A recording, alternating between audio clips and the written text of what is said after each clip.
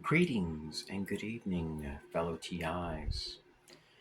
Redirection in psychological operations concerning those which are being gang stalked are typically subjected to slander, and this slander may come in the form of a false report, a false party flag notification, and with this slander typically comes people which are outsourced. Some of these groups, they operate as a team. When you only see two of them, there could be four or five in a parking lot. Now, when I lived in Austin, Texas, I used to go to the supermarket which had 10 lanes, and six people would show up any time that I went there for the first 4 months to this HEB supermarket, and they'd park in different lanes in different areas. So one of these perps was going into the camera room, and it took me a while to figure this out.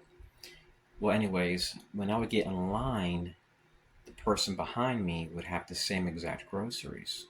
So they were trying to infuriate me. And since their activities were based on deniable plausibility, police said it wasn't a crime, but I noticed a pattern. They utilized different people, and I noticed every single time this was occurring, somebody was exiting the security room, which was not an employee. And that person that was behind me was followed by the person in the security room. And sometimes they would give each other a high five. That is when I knew that I was experiencing a psychological attack on my life. And I utilized body cameras, different types, for many years. I've spent thousands of dollars on different body cameras. And just recently, I drove from the Orlando, Florida area where I live at. I drove to Tampa to eat out. And while I was there, somebody had contacted the fire department to come to where I was at. And to make a long story short, I have the police radio dispatch. I have the audio file. Somebody had contacted the fire department on me, but why didn't they contact the police department when there was supposedly a noise disturbance? And why didn't anyone from that establishment make that phone call? That phone call was made from a different district. So, our perpetrators, they utilize partners which typically have immunity so that way they can oversee these operations based on mutual aid. So when they request mutual aid, these perpetrators are under immunity even if they're a contractor. Now, just 2 days ago, I went to a doctor's office and I got there like 20 minutes early.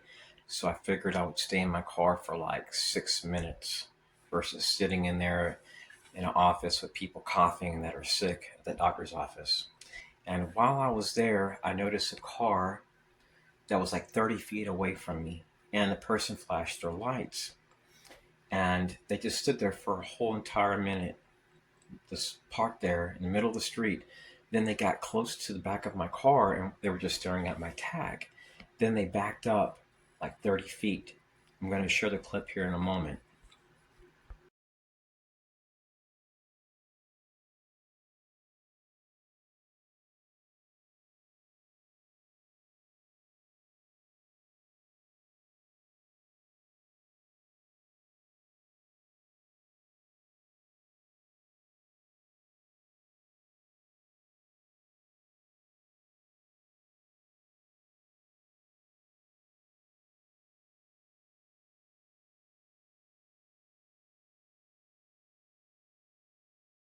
When the perpetrators want your attention or they want to disturb you, sometimes they may utilize bumper stickers to identify who they are tied to. And the reason why they do this is because the activities they're doing are so high risk, so illegal, so threatening, so disrespectful that they know that they're placing their life in danger.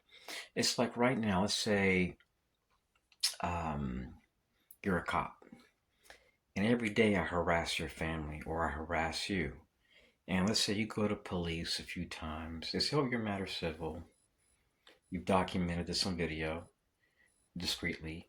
And you know it's a waste of time to go to your police partners because your matter is civil.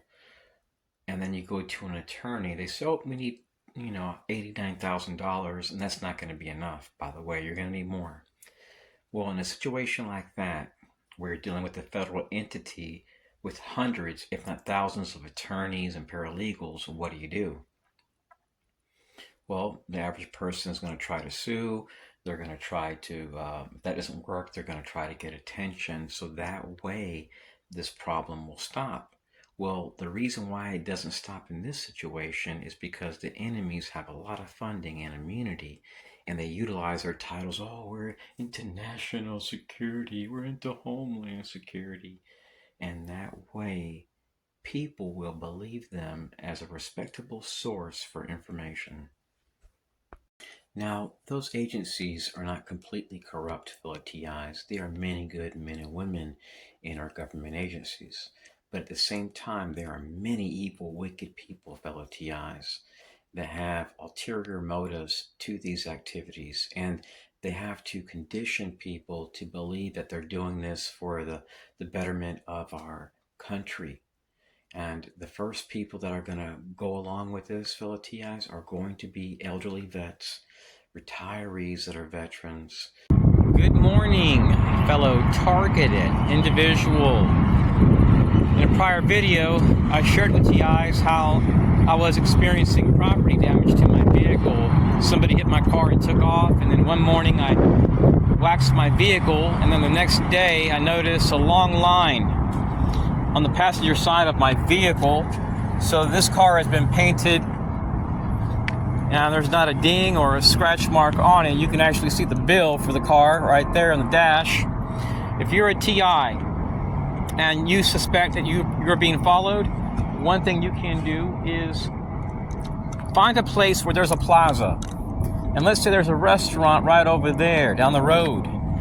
Get out of your vehicle once you arrive at the location that you're going to, the plaza, and then find a place where there's like a pillar. See, in front of these businesses, there's little pillars, and you may want to position yourself like where's a smoke shop or any place where you have a clear view of your car, and look to see who starts to park nearby your vehicle.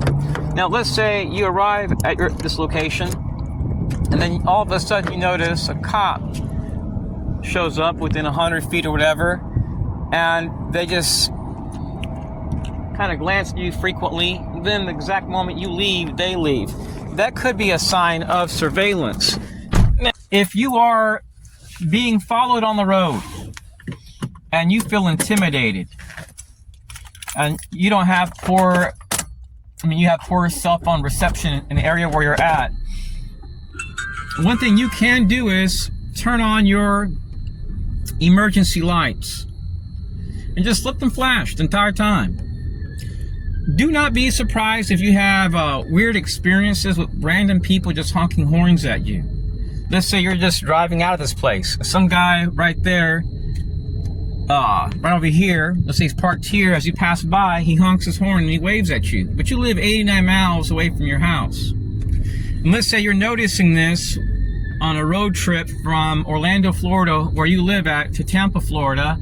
Even in small towns where you're pumping gas or where you're buying food. I'm talking about towns where there's one flashing light and one gas station, and towns where there's nothing.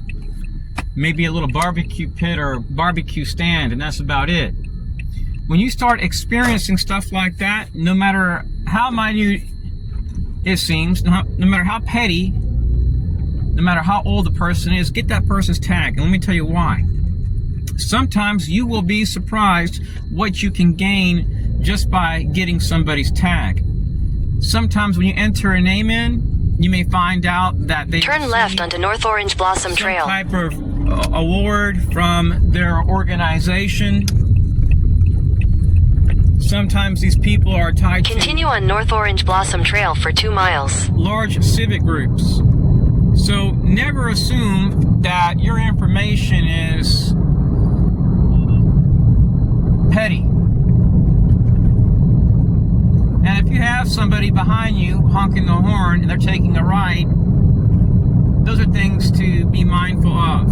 You're driving on the road and there's a car behind you 50 feet and they're honking the horn, they're turning a right. And let's say that happens while you're driving down this a road. Sometimes the enemy wants to get your attention, so they utilize different strategies to get your attention. Putting on your hazard